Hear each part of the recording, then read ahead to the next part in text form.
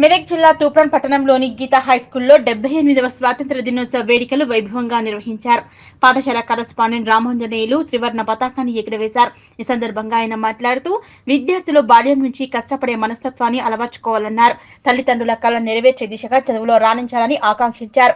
Chairperson P Usha మాట్లాడుతూ ప్రతి విద్యార్థి క్రమశిక్షణ, దేశభక్తి కలిగి ఉండాలని, తల్లిదండ్రులను పెద్దలను గౌరవించాలన్నారు. ఈ కార్యక్రమంలో పాఠశాల డైరెక్టర్లు B Raghavender Goud, K Narayana Gupta, principal CH Venkatakrishnarao, in charge principal Premraj మరియు ఉపాధ్యాయులు పాల్గొన్నారు.